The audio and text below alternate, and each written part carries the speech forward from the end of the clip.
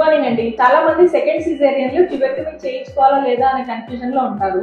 Caesarean అంటే already ఒక baby ఉంటుంది, ఇప్పుడు సెకండ్ టైం సిజేరియన్ చేయించుకుంటుంటారు. సిజేరియన్ లో ట్యూబెక్టమీ చేయించుకోవడం, బేబీ డెలివరీ అయిన తర్వాత పీడియాట్రిషియన్ చూస్తారు బేబీని ఎగ్జామిన్ చేసి అప్పటికి గాలి బాగా తీసుకుంటున్నారా లేదా, రెస్పిరేషన్స్ బాగున్నాయా లేదా, అండ్ చూడడానికి స్ట్రక్చరల్ గా అంతా బాగున్నారా లేదా అని ఒక 3 to 5 minutes వాళ్ళు అబ్జర్వ్ చేసి బేబీ బాగుందా లేదా అని డిసైడ్ చేస్తారు.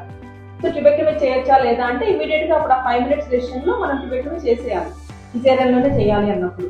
బట్ మేమేం సజెస్ట్ చేస్తామంటే ఆ 5 minutes లో మనం చేసిన తర్వాత, సిజేరియన్ అయిపోయిన తర్వాత, మదర్ బేబీ షిఫ్ట్ అయిన తర్వాత సెకండ్ డే ఒక్కొక్కసారి గాలి తీసుకోవట్లేదని టెన్షన్ పడుతుంటారు. Third day 4th day jaundice develop అవుతుంది. కొంతమంది పిల్లలకి 3 months కి హార్ట్ లో హోల్స్ ఓపెన్ అవుతాయి. హార్ట్ హోల్స్ ప్రెగ్నెన్సీలో ఉన్నప్పుడు హార్ట్ హోల్స్ ఏం కనపడవు, కానీ సెకండ్ మంత్ థర్డ్ మంత్ లో చూసినప్పుడు ఏదైనా ప్రాబ్లం వచ్చినప్పుడు హార్ట్ లో హోల్స్ ఓపెన్ అయ్యి హార్ట్ ప్రాబ్లం అని తెలుస్తుంది.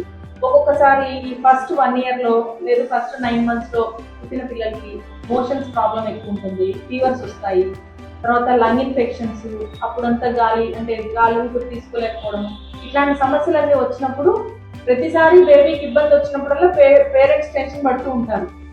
అందుకే మేమేం సజెస్ట్ చేస్తామంటే ఎప్పుడైనా కూడా డెలివరీ అయిన వెంటనే ట్యూబెక్టమీ చేయించుకోకుండా, పిల్లలు లేకుండా ఆపరేషన్ చేయించుకోకుండా బేబీ గ్రోత్ ఒక 6 months కానీ 9 months కానీ అబ్జర్వ్ చేసి బేబీ బాగా హెల్తీగా ఉంది, ఎటువంటి సమస్యలు లేవు అనుకున్నప్పుడు 9 months తర్వాత పిల్లలు లేకుండా ఆపరేషన్ ప్లాన్ చేయించుకోవడం మంచిది.